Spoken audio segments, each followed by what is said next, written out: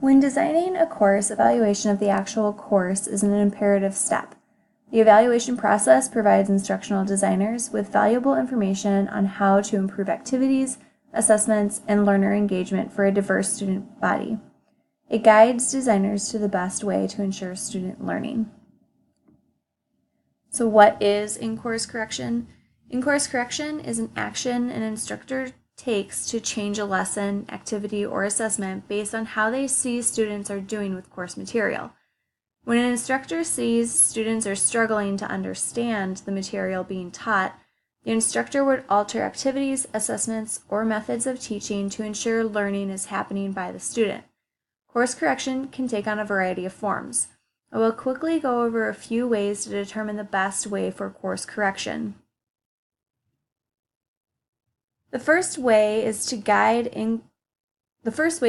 in-course correction is with formative assessment. Formative assessments are done throughout the course at the discretion of the designer.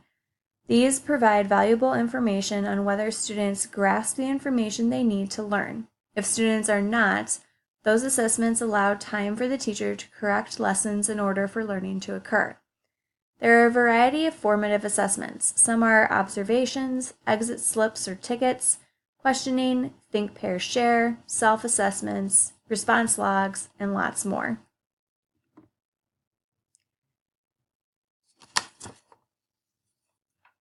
The ADDIE model is not necessarily a way to complete in-course corrections, but it is a model that instructional designers can follow.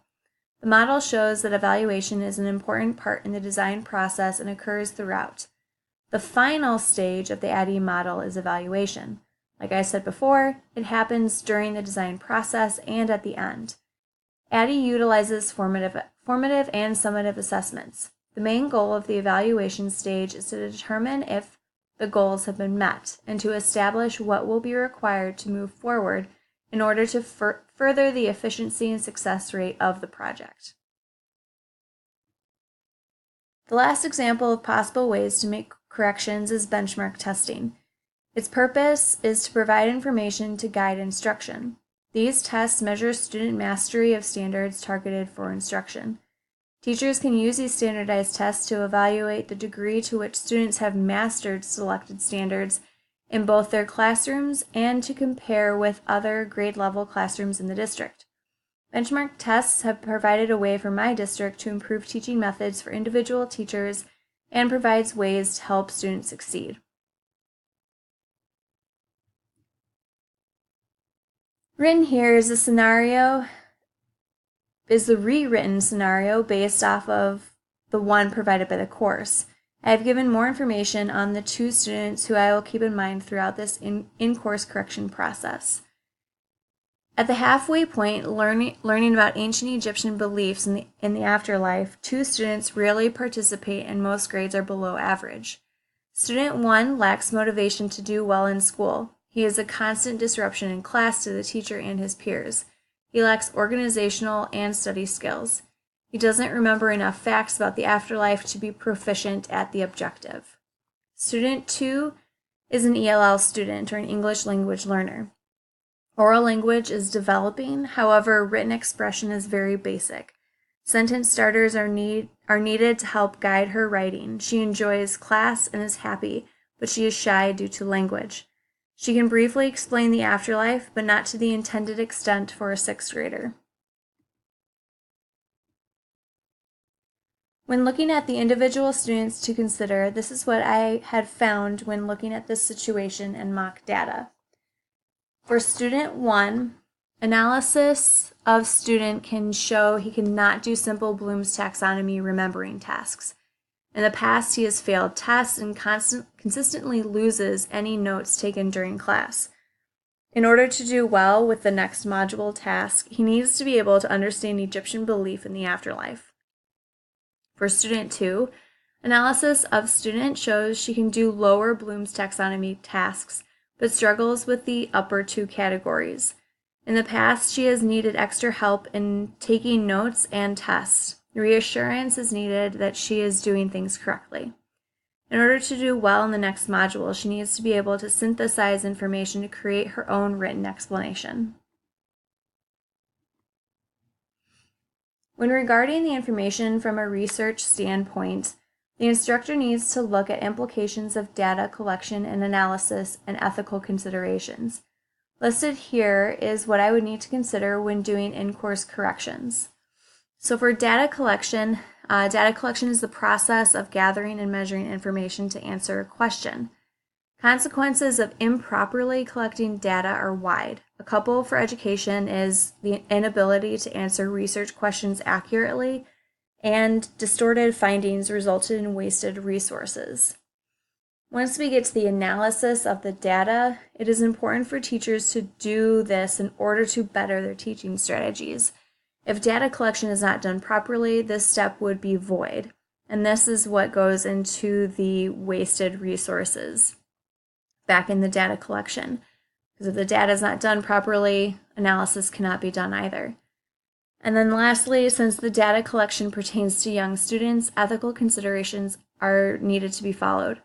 Most of the data is done in a class setting and in a safe environment for the students. So it's not just a couple of students taking this, it's everyone taking these tests and formative assessments. After considering the students and mock data, some ways to improve the learning experiences are listed below. For student 1, I decided to provide in-class time to study, not only to provide him with a class study guide, which I already do, but another form as well. So maybe have him create flashcards or take an online quiz to study, in which he will earn extra credit if he uses the tool. The extra credit is to try and create some motivation for him to do the actual tasks. I can also help organize notes when he is told to put away his binder, possibly have a peer that he checks in with who will help with this. Sometimes maybe the reassurance from a peer will help him and motivate him to do better and to follow what that peer does. I can assign him a class job in which he will excel. This will also hopefully then provide some motivation to want to do well in class, especially if he is constantly distracting class. Giving him a job which allows him to get the attention that he seeks in a non-distracting way will benefit him. And then in the next part of the module, pair him with other students who are exemplary, thinking that maybe if he sees how they do in class, he might want to do well as well. However, he tends to, if he's paired with exemplary students, he tends to just let them do all the work. So the other possibility would only pair him with slightly higher students than him. That way they are almost all at the same level and they all need to lift their own weight in order to do well at the project and the mummification process. For student 2, there's a few more different examples, especially since she's an ELL student. So to provide more assignments which include pictures to help guide understanding, since the oral part is there but the written isn't, providing those pictures may help throughout the process, may help her remember things a little bit better. Provide discussion sentence starters so she would feel comfortable answering questions. Maybe also utilize think, pair, share, so she would think about her own answer, share it with a peer, and then maybe she would feel more confident sharing out to the class. And the last one is have a more detailed rubric to follow, which provides examples of how to complete the assignment. So instead of giving her the general classroom rubric, to possibly give her one that provides those sentence starters she needs in order to succeed at a written portion, or provide those same pictures used throughout class discussion to succeed on that rubric. These 2 students are great examples of who we see on a daily basis. We as teachers need to be willing to make corrections to the way we teach in order to ensure student learning. Motivation is a hard thing to conjure in a student. We can try to be as excited about a topic as possible, but if a student does not have intrinsic motivation, there's not much we can do to change their mind. We can try our best to make sure those students take away something from our courses, though. On a side note, here is a list of references I used to put this presentation together. Thank you for your time.